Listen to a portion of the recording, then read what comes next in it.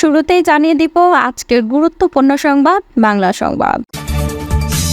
Air ambulance আনার চেষ্টা, কোন দেশে যাবেন খালেদা জিয়া? এবার জানাবো পুলিশকে জুলাই হত্যাকাণ্ডের তথ্য দিয়েছেন দিলীপ, যা জানা গেল। এবং সর্বশেষ জানাবো রাঘব বোয়ালদের ধরতে সরকার কঠোর উদ্যোগ নিচ্ছে, জানালেন অর্থ উপদেষ্টা। এতক্ষণ শুনছিলেন সংবাদ শিরোনাম, এখন থাকছে বিস্তারিত। দীর্ঘদিন ধরে অসুস্থ বিএনপি চেয়ারপারসন খালেদা জিয়া। উন্নত চিকিৎসার জন্য তাকে বিদেশ নেওয়ার প্রস্তুতি শুরু করেছে বিএনপি। মেডিকেল বোর্ড সায় দিলেই যুক্তরাষ্ট্র অথবা যুক্তরাজ্যে যাবেন তিনি। সেখানে তার লিভার প্রতিস্থাপন সহ জটিল চিকিৎসাগুলো করা হবে।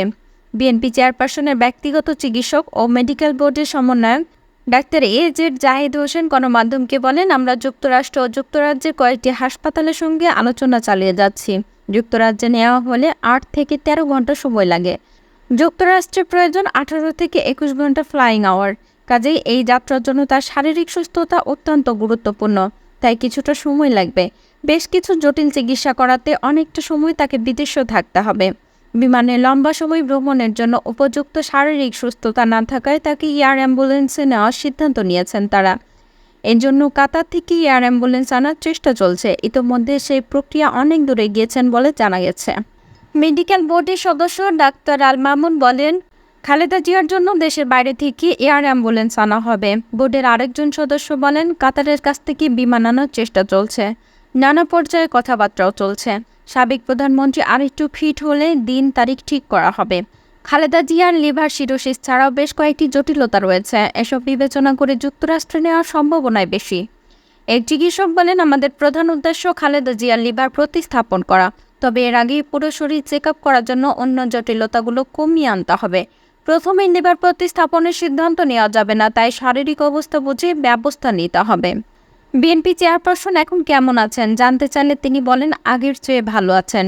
প্রতিদিন চিকিৎসকরা নিয়ম করে বাসায় গিয়ে ফলো আপ করছেন। বিএনপি সহ বিভিন্ন দলের নেতারা আসছেন। তিনি সবার সঙ্গে কুশল বিনিময় করছেন। পরিবারের লোকজনের সঙ্গেও সময়ও কাটাচ্ছেন। তার ঘুম ও খাওয়া দাওয়া স্বাভাবিক নিয়মে হচ্ছে। স্বাস্থ্যের গুরুত্বপূর্ণ প্যারামিটারগুলো সঠিক মাত্রায় রয়েছে, তবে বয়সের কারণে মাঝে মধ্যেই কিছু জটিলতা দেখা দেয়। রাজধানীর এভার কেয়ার হাসপাতালের হৃদরোগ বিশেষজ্ঞ অধ্যাপক শাহাবুদ্দিন তালুকদারের নেতৃত্বে একটি মেডিকেল বোর্ডের তত্ত্বাবধানে খালেদা জিয়ার চিকিৎসা চলছে।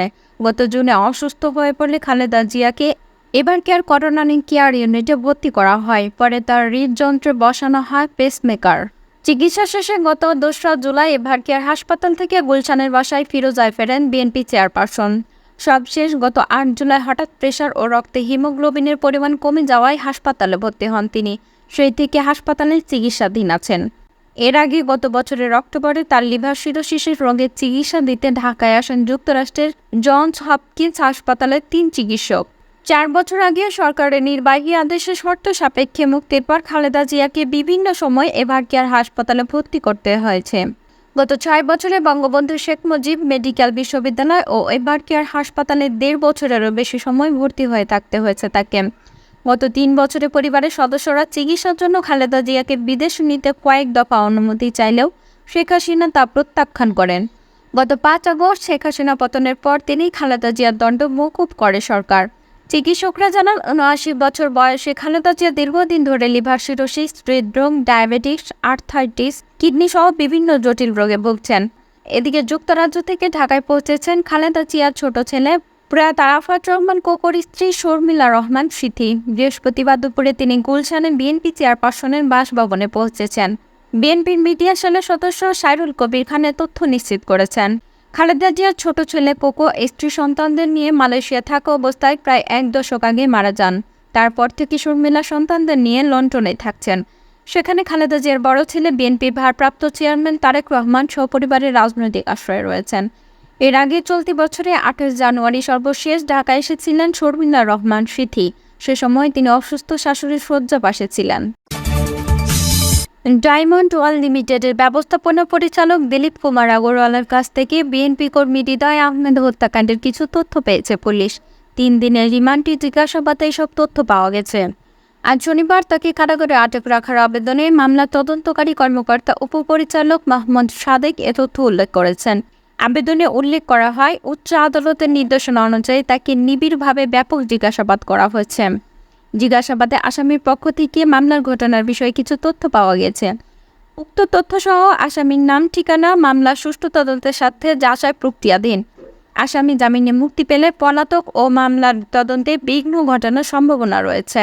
এমত অবস্থায় মামলার সুষ্ঠু তদন্তের স্বার্থে তদন্ত কার্যক্রম শেষ না হওয়া পর্যন্ত আসামিকে জেল হাজতে আটক রাখা প্রয়োজন। এর আগে গত ৩ সেপ্টেম্বর রাজধানীর গুলশান থেকে তাকে গ্রেপ্তার করে র্যাব-১। পরদিন ৪ সেপ্টেম্বর শুনানি শেষে ঢাকার মেট্রোপলিটন ম্যাজিস্ট্রেট মেহেদী হাসানের আদালতে তার ৩ দিনের রিমান্ড মঞ্জুর করেছেন। গত ১৯ জুলাই বৈষম্য বিরোধী আন্দোলন চলাকালে গুলিবিদ্ধ হয়ে বিএনপি কর্মী হৃদয় আহমেদ মারা যায়। এই ঘটনায় গত ২২ আগস্ট মাদারীপুর জেলার শিবচর উপজেলা BNP joint secretary Saadat Hossain বাদী হয়ে একটি হত্যা মামলা দায়ের করেন। মামলায় সাবেক প্রধানমন্ত্রী শেখ হাসিনা, তার বোন শেখ রেহানা, শেখ হাসিনার ছেলে সজীব ওয়াজেদ জয়সহ ১৬১ জনের বিরুদ্ধে মামলা করা হয়েছে। মামলার অভিযোগ থেকে জানা যায়, ভিকটিম মৃত হৃদয় আহমেদ বৈষম্য বিরোধী আন্দোলনকারী একজন বাংলাদেশি নাগরিক। গত ১৯ জুলাই বৈষম্য বিরোধী ও ছাত্র আন্দোলনের দাবি আদায়ের লক্ষ্যে বাদী ও হাজার হাজার আন্দোলনকারীর সহিত উক্ত ভিকটিম মৃত হৃদয় আহমেদ বাড্ডা থানার ব্র্যাক বিশ্ববিদ্যালয়ের সামনে অংশগ্রহণ করে।